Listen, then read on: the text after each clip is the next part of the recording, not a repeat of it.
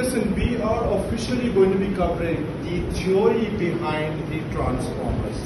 मैंने पिछली क्लास में लिखवाया था कि भाई जो ट्रांसफॉर्मर होता है it's a power transmission device, एक तरफ से इलेक्ट्रिकल पावर को दूसरी जगह पे पहुंचाएगा।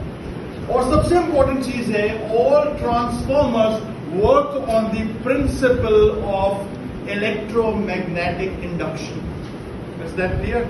अब जरा सुनो कैसे काम करेगा ये, जरा इधर देखो।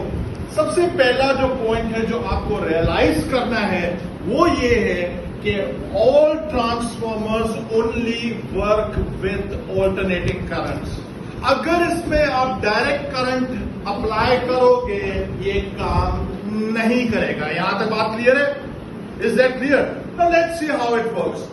सबसे पहली चीज है, इस साइड पर मेरे पास एसी सप्लाई गिवन है। Can you see that? जिस साइड पर आप एसी अप्लाई करोगे उस साइड को हम लोग प्राइमरी कॉइल बोलते हैं। Do you understand this thing?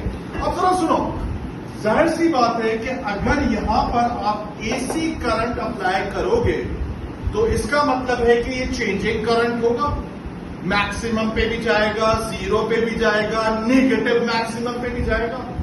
तो इसका मतलब है कि यहां पर चेंजिंग मैग्नेटिक फील्ड प्रोड्यूस होगी। Do you agree?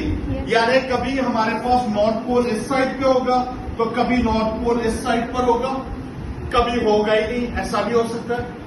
Do you understand this thing? अब जरा सुनो, ये हो गई चेंजिंग मैग्नेटिक फील्ड तक की कहानी। ये बात समझ में आ गई? Please tell me. सही है? Changing current produces a changing magnetic field over here. यहां तक बात क्लियर है? अब इसके बाद जरा सुनना, listen to me very carefully. Second role आता है इस कोर का, जो हमारे पास आयरन की बनी हुई होती है। अब iron has this ability to concentrate the magnetic field lines. बाहर इस पूरे सेटअप से बाहर नहीं जाने देगी। Do you understand this thing? अब ये जो मेरे पास मैग्नेटिक फील्ड लाइन जिसमें चेंजिंग बन रही होगी वो मैग्नेटिक फील्ड घूम फिर कर इस साइड पर आ जाएगी, सेकेंडरी साइड पर। Do you understand this thing?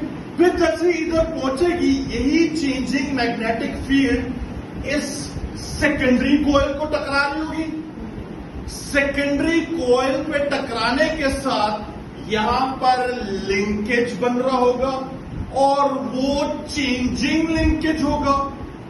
कभी नॉर्थ ईस्ट साइड से टकरा रहा होगा, कभी नॉर्थ ईस्ट साइड से टकरा रहा होगा, कभी नहीं भी टकरा रहा होगा। Do you understand this thing? फिर इसके बाद सबसे इंपॉर्टेंट चीज आती है, वो हमारे पास है ये वाला जो कि फैराडेज लॉ लिखा हुआ है। भाई फैराडेज लॉ तो हम पढ़ के आए थे।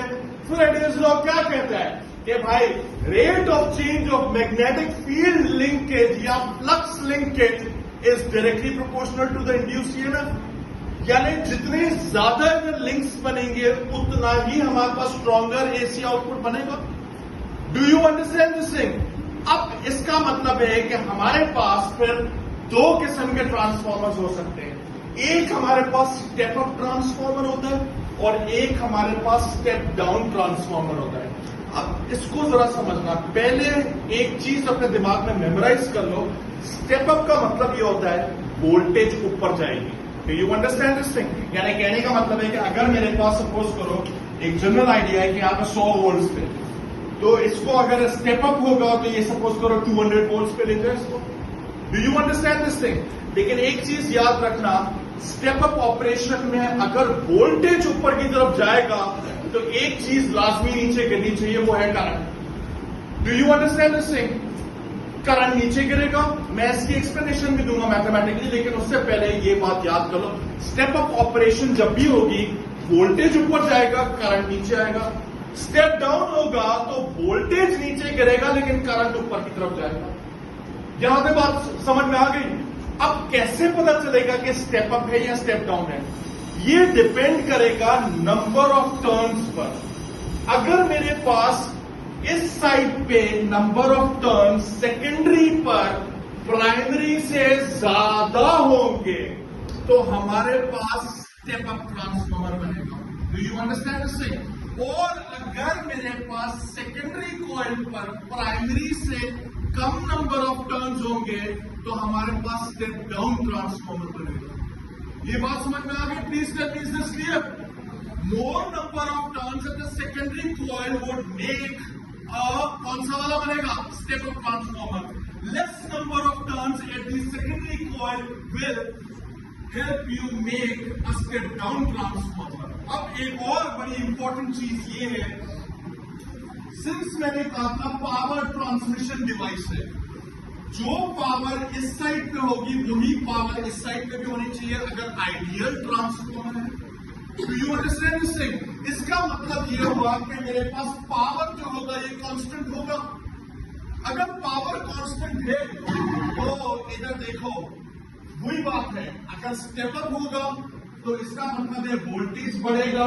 सिंस मुझे पावर को कांस्टेंट करना है मैथमेटिकली, तो मुझे करंट को क्या करना पड़ेगा? गिराना पड़ेगा। यही चीज इधर भी लिखी हुई स्टेप अप में। और अगर स्टेप डाउन होगा तो स्टेप डाउन के अंदर आईवी लिखा, स्टेप डाउन के अंदर मेरे पास वोल्टेज नीचे गिरेगा, तो इसी पावर को बनाने के लिए करंट ऊपर चला जाएगा। Do you understand this thing? That covers the basic idea of a transformer. अब जरा सुन लो वापस से। More number of turns in the secondary will give you step up transformer. Less number of turns in the secondary will give you step down. Step up में मेरे पास voltage क्या होती है? बढ़ती है। और step down में क्या होती है? That's it.